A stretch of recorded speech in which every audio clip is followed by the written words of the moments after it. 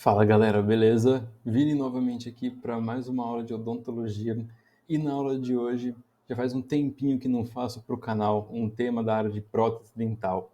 Então nós vamos ter uma aula hoje sobre prótese, mais especificamente uma aula sobre conceitos gerais de prótese dental. É uma aula que engloba vários conceitos importantes de prótese, seja ela PPR, que é removível, seja ela PT, seja ela prótese fixa e até mesmo alguns que envolvam dentística. São conceitos gerais, é uma aula inicial para mostrar para vocês um pouco sobre o que nós temos de prótese atualmente, né, neste cenário da odontologia, e também um pouquinho mais de conceito sobre o que é prótese, quais são os conceitos gerais importantes para se aprender, tá?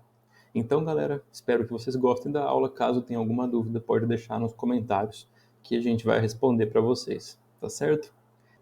Então vamos começar falando sobre o que são próteses.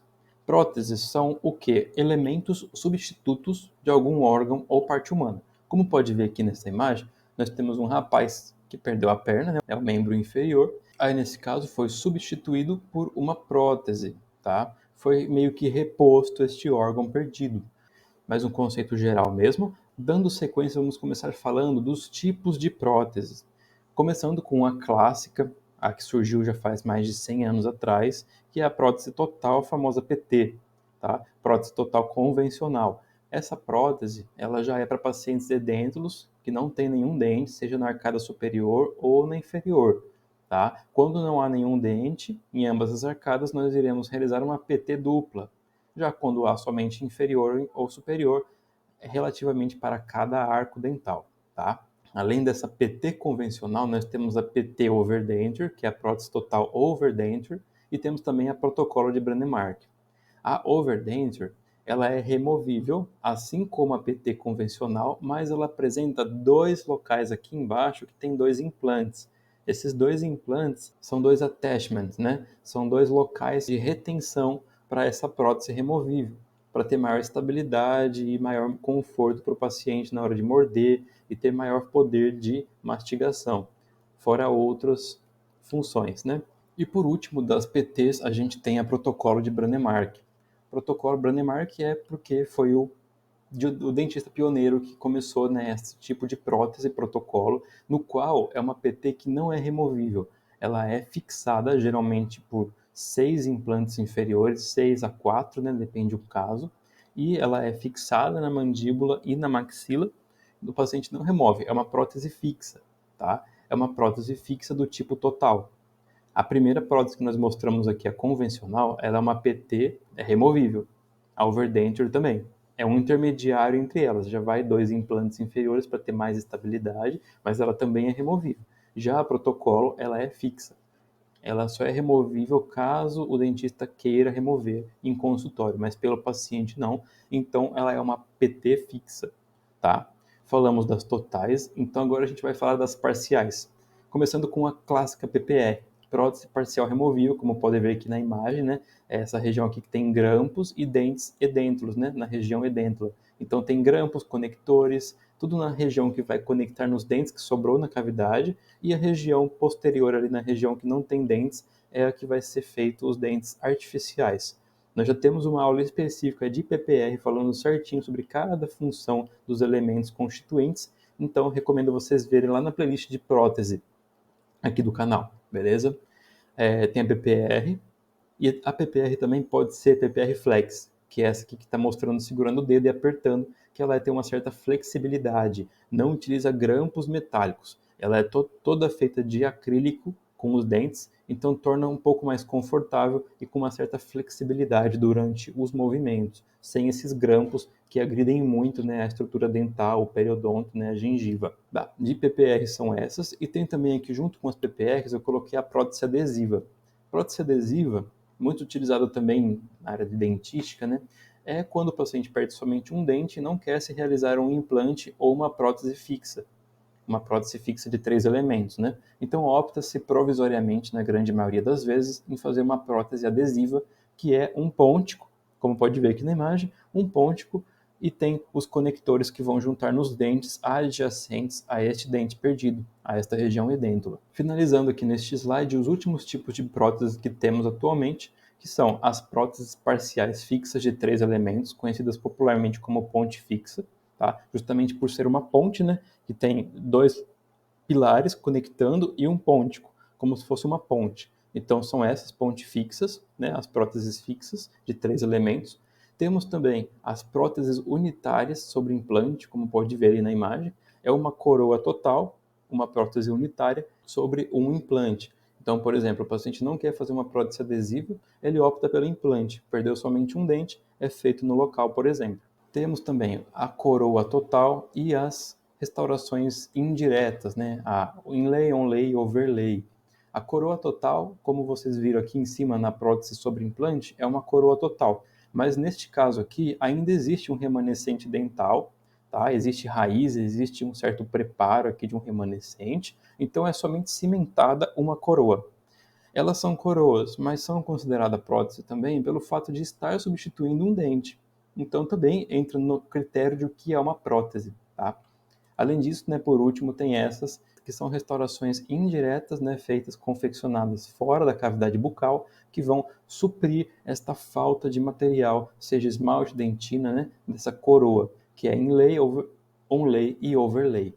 Tá? Então nós fizemos um balanço geral de todas as próteses possíveis, desde as mais clássicas, que são as PTs, até essas inlay, onlay, overlay, coroas totais.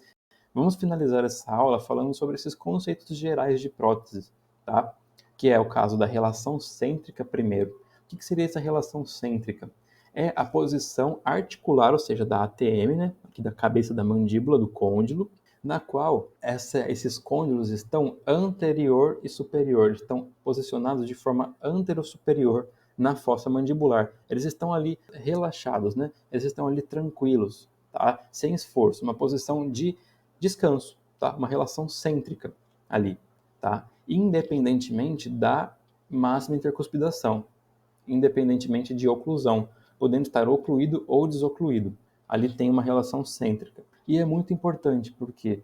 Porque essa relação, porque nós temos que sempre tender a reabilitar um paciente em relação cêntrica, porque é nessa posição que vai estar a descanso para ser feita uma prótese e ficar confortável. Tendo que, às vezes, alguns pacientes ficar 2, 3 meses utilizando um aparelho para voltar nessa posição cêntrica, aí sim realizar a confecção da prótese, certo? Basicamente é isso, tem muito mais coisas para ser dito sobre relação cêntrica, mas essa posição do côndilo, né, na fossa mandibular, tá? Com a eminência articular, com essa região da nossa ATM, da cabeça da mandíbula. Na sequência, vamos falar então dessa relação maxilomandibular, que nós já começamos falando da relação cêntrica, vamos falar da estática e depois da dinâmica. A relação maxilomandibular estática, nós temos a MIH, ou seja, aqui, ó, oclusão, fechando a boca, né? Ocluindo, máxima intercuspidação habitual. O ideal é que essa MIH coincida com a relação cêntrica.